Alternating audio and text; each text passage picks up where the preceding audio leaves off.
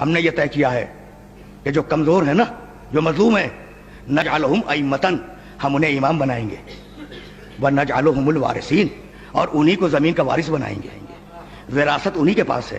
اب ایک بات طے ہو گئی کہ جہاں امامت ہوگی وہی وراثت ہوگی، اور جہاں وراثت ہوگی وہی امامت ہوگی۔ تو اب سمجھ میں آیا کہ وراثت سے انکار کیوں ہوا تھا؟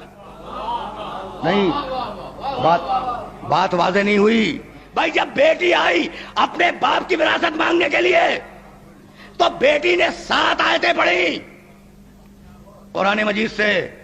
بھائی توجہ رہے، وَوَرِثَ سُلَيْمَانُ دَاؤُدَ، سلیمان نے داؤد کی وراثت پائی۔ یرثنی وَیرث مِنْ آلِ یعقوب، میری بھی وراثت اس کو ملے، آل یعقوب کی بھی وراثت ملے۔ للہ میراث السماوات والارض، ایک کے بعد دوسری کے بعد تیسری، یہ کہتی گئی کہ یہ ہے تمہارا قرآن جو وراثت کی بات کرتا ہے۔ للذکر مثل حظ الانثیین، یہ ہے تمہارا قرآن جو وراثت کی بات کرتا ہے۔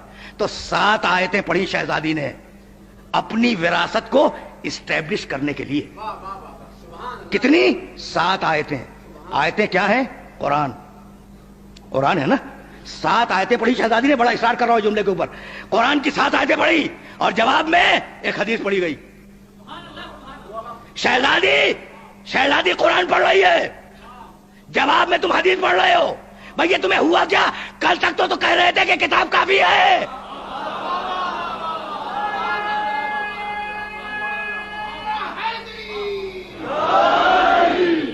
بھئی یہ تمہیں کیا ہوا؟ کل تک کہہ رہے تھے نا کہ کتاب کافی ہے، اور اب کتاب کے مقابلے پر حدیث پیش کر رہے ہو۔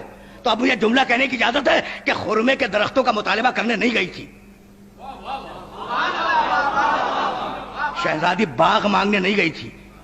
شہزادی کو کوئی دلچسپی، اگر مانگ لیتے نا تو شہزادی یوں ہی صدقہ کر دیتی۔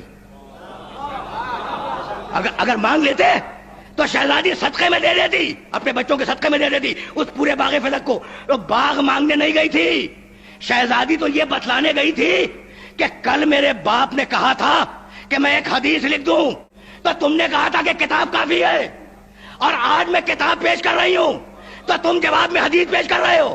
تو تمہارا ایمان نہ کتاب پہ نہ حدیث پہ۔